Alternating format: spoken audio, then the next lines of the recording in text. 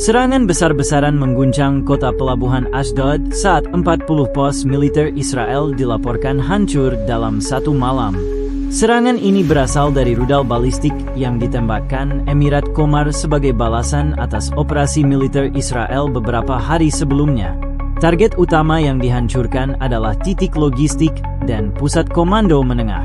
Ledakan mengakibatkan kebakaran gudang amunisi, menghancurkan bangunan, serta membakar kendaraan lapis baja. Tentara terlihat panik, berlarian tanpa arah, berusaha mengevakuasi korban dan peralatan. Walau pemerintah Israel mencoba meredam kepanikan dengan menyebut serangan ini sebagai provokasi, fakta di lapangan memperlihatkan kehancuran besar. Puluhan tentara tewas, ratusan luka-luka, dan ribuan warga sipil terpaksa mengungsi akibat kobaran api dan puing. Media sosial ramai dengan sindiran bahwa pertahanan Israel lebih lemah dari yang selama ini mereka klaim.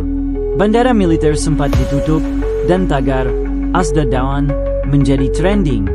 Analis militer menilai, Qomar ingin menunjukkan bahwa mereka mampu melumpuhkan infrastruktur vital sekaligus mengirim pesan bahwa serangan balasan bukan sekadar simbol, melainkan bukti kekuatan. Setelah serangan rudal tersebut, dampak langsungnya terasa di seluruh Ashdod. Runtuhnya 40 pos militer bukan hanya menghancurkan infrastruktur, tetapi juga melumpuhkan jalur distribusi logistik. Pasukan Israel kini terpaksa mengatur strategi dari lokasi darurat yang belum siap. Aparat berusaha menenangkan warga, namun sulit dilakukan ketika asap hitam masih mengepul dari puing. Ribuan keluarga dievakuasi ke sekolah dan gedung olahraga. Rumah sakit kewalahan menampung korban, sebagian besar tentara dengan luka parah, sementara obat-obatan menipis. Ironisnya, pejabat yang memberi perintah operasi awal justru dituding lebih pantas diberi obat penenang. Di sisi lain, warga sipil mengeluhkan minimnya informasi dari pemerintah, merasa ditinggalkan karena militer lebih sibuk menyelamatkan infrastruktur. Media sosial pun penuh sindiran, tank lebih cepat dievakuasi dibanding rakyatnya. Situasi ini memperburuk citra pemerintah yang sejak awal dianggap gegabah menyerang Qomar tanpa perhitungan matang.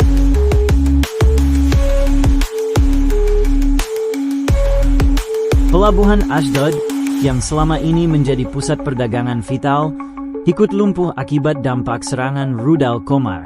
Gudang logistik yang terbakar membuat rantai suplai terputus, menghentikan aktivitas ekspor-impor. Perusahaan pelayaran internasional menghentikan operasinya karena khawatir terjadi serangan lanjutan. Kerugian ekonomi pun membengkak, diperkirakan mencapai jutaan dolar hanya dalam beberapa hari. Warga kecil menanggung akibatnya. Toko bahan pokok dipenuhi antrean panjang, banyak orang yang berebut air bersih karena pasokan terbatas. Suasana berubah bak reality show survival, di mana warga bertahan dengan suplai seadanya. Pemerintah Israel mencoba meredam kepanikan dengan janji mengirim bantuan kemanusiaan. Namun, hingga saat berita beredar, banyak pengungsi mengaku hanya menerima selimut tipis dan roti kering. Ironisnya, militer justru sibuk menutup akses ke area pos militer yang hancur agar gambar kehancuran tidak bocor. Padahal, foto satelit dan video amatir warga sudah menyebar luas di media sosial, memperlihatkan skala kehancuran yang tak bisa lagi ditutupi. Kondisi semakin memperburuk rasa tidak percaya warga terhadap pemerintah yang dinilai lebih fokus menjaga citra daripada keselamatan rakyatnya.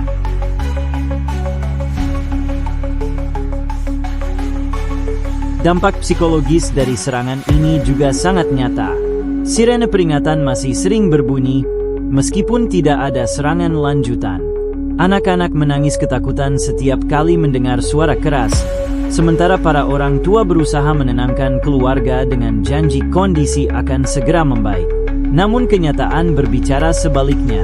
Suplai makanan semakin langka, listrik sering padam, dan akses internet sangat terbatas. Warga menulis di forum daring bahwa kehidupan mereka lebih mirip keadaan darurat perang daripada kota modern. Pemerintah Israel mencoba meredam kepanikan dengan pernyataan resmi, tetapi narasi yang disampaikan penuh kontradiksi. Di satu sisi, mereka menyebut serangan Qomar hanya insiden terbatas. Namun beberapa jam kemudian mereka mengakui jalur logistik lumpuh total. Ketidakkonsistenan ini menambah kebingungan publik.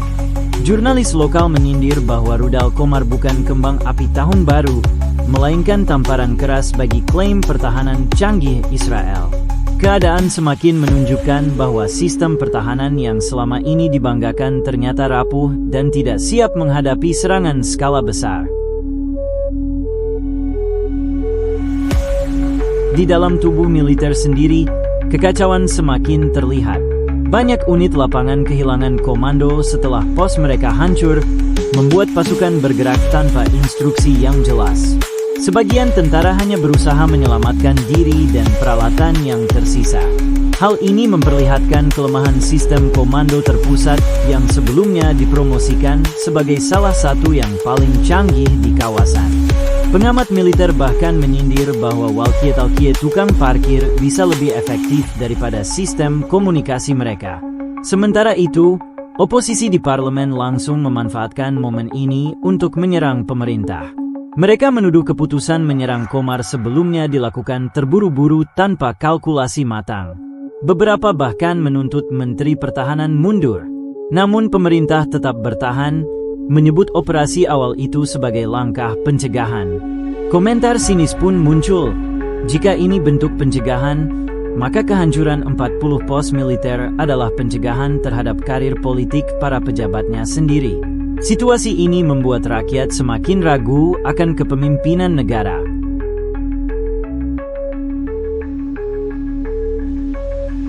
Perdana Menteri Israel tampil di televisi nasional dengan janji bahwa semua kerugian akan segera dipulihkan dan militer akan bangkit lebih kuat. Namun, janji itu dianggap kosong oleh rakyat.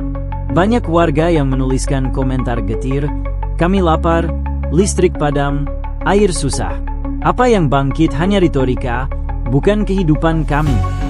Sementara itu, laporan intelijen independen menyebutkan bahwa sebenarnya militer Israel sudah memprediksi adanya serangan balasan Qomar. Sayangnya, eksekusi strategi pencegahan gagal total. Radar peringatan dini bahkan tidak aktif saat serangan terjadi. Hal ini memicu kritik bahwa pemerintah lebih sibuk mengatur narasi politik ketimbang mempersiapkan pertahanan nyata. Situasi ekonomi juga memburuk. Investor asing mulai menarik modal, pasar saham anjlok, dan bank sentral terpaksa melakukan intervensi untuk menyelamatkan mata uang. Seorang pengamat ekonomi menyindir bahwa mata uang Israel kini lebih rapuh daripada tembok pos militer yang baru saja roboh. Serangan balasan Qomar yang menghancurkan 40 pos militer Ashdod mendapat perhatian internasional. Negara-negara besar, organisasi global, dan media asing ramai mengeluarkan pernyataan. Namun sebagian besar hanya sebatas retorika diplomatik tanpa solusi nyata. Sekutu tradisional Israel mengecam Qomar, tetapi ketika ditanya soal bantuan militer, jawabannya hanya akan mempertimbangkan opsi diplomasi lebih lanjut. Seorang analis menertawakan sikap ini. Ashdod kebakaran, tapi tetangganya hanya sibuk selfie sambil bilang prihatin. Sementara itu, negara-negara di kawasan justru terbelah. Ada yang mendukung Israel atas nama stabilitas regional, tetapi sebagian lain menilai Qomar berhak membela diri.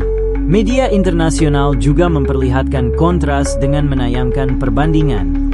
Di satu sisi, gambar kehancuran 40 pos Israel. Di sisi lain rekaman serangan Israel ke Qomar sebelumnya. Hal ini memicu perdebatan publik internasional tentang siapa sebenarnya pemicu eskalasi konflik. Sidang darurat PBB digelar untuk membahas krisis ini. Perwakilan Israel menyebut negaranya sebagai korban agresi brutal, sementara perwakilan Qomar menuduh Israel sebagai pemicu bencana. Hasil sidang hanya berupa resolusi non-mengikat yang menyerukan agar kedua pihak menahan diri.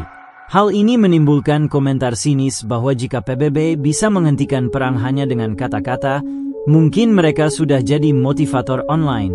Sementara itu, lembaga kemanusiaan internasional mencoba membantu. Palang Merah bersiap mengirim tim evakuasi, tetapi akses ke lokasi sangat terbatas.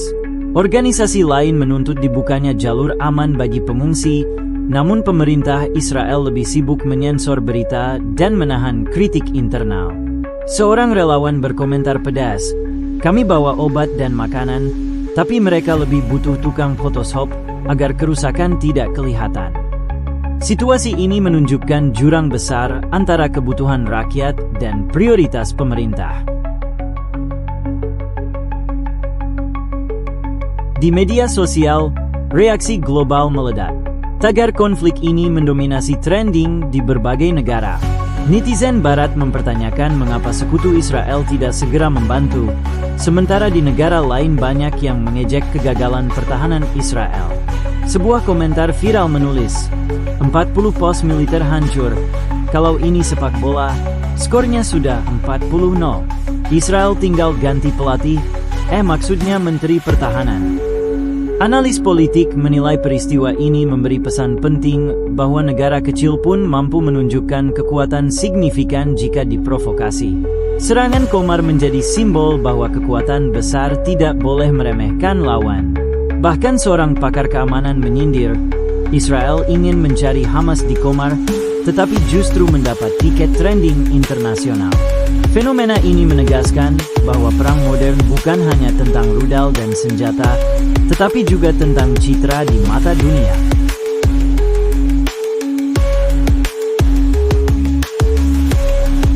Kesimpulannya, reaksi internasional atas kehancuran 40 pos militer Israel lebih banyak berupa kecaman dan komentar ketimbang tindakan nyata.